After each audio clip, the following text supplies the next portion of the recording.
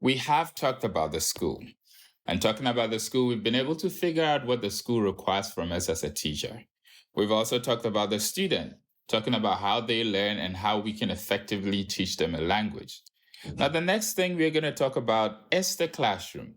The classroom environment is important because it's the place where learning happens. Now, obviously, the teaching goes on mostly in the classroom, and there are instances when it happens outside of the classroom. But I would argue that it's most of the time in the classroom.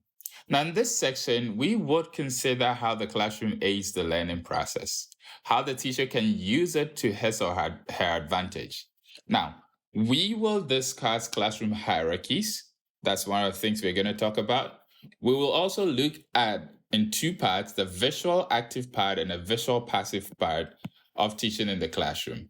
Now, we're also going to look at some classroom teaching aids that are really important to our teaching. Let's start off by talking about classroom hierarchies. And this is something that no one else is talking about. We are saying there are hierarchies because there's more than one teacher in the classroom. And it's essential to know that students actually respond differently to each teacher.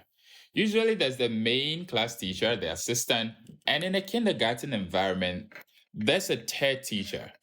That teacher might be responsible for taking care of the kids and cleaning and feeding them. So, this is the typical kindergarten or a situation or an environment where the kids are really small.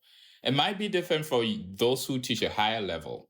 But basically, the idea we are trying to establish here is that students assign different levels of respect to different teachers in the classroom. Now, this perhaps stems from how much interaction and commands they receive from each and every teacher. From talking to someone who is a bit of an expert on this matter, the deduction is that students actually learn this really early from home when they are about 7 months old. That's very interesting, isn't it? So, in the home, they actually assign different levels of priority to different guardians, to their guardians. Usually, mom comes first, and you'd be surprised to know who comes next. It's not necessarily dad in situations where other people live with them, because a lot of times there's grandma. So when grandma is available and takes care of the child a lot, grandma usually comes next. The basic idea here is that they learn prioritization from home. And prioritization is based sometimes on their personal needs as well. So we are saying that students, they assign different levels of respect to each teacher. Now, the ESL teacher, you are someone, if you're employed as an ESL teacher, you might either be a homeroom teacher or a subject teacher. Now, if you are a homeroom teacher, that means, we've talked about this before, it means it's most likely an expensive school where parents usually want more English time with their kids. And that means you might have to spend a whole lot more time with the students. That could be from morning to afternoon, even throughout the whole day. Now, if you are a subject teacher, that means you're going to go in, you must go in to teach the respective subject, and then you move on to your next class. That also means you spend less time with the same students throughout the day. Now, if you're a homeroom teacher, you have the opportunity sometimes to set more standards for your students and help them learn more English. Usually, this setting means you are in an English immersion environment or classroom, and hence the students will place you on a higher part of the hierarchy when you do things right. On the other hand, if you're a subject teacher, that means you have kind of a floating status in the classroom, and the students will listen to you based on what the homeroom teacher says or does, or based on how you teach them. Now, the good thing is that you can level up based on the relationship you form with the students over time.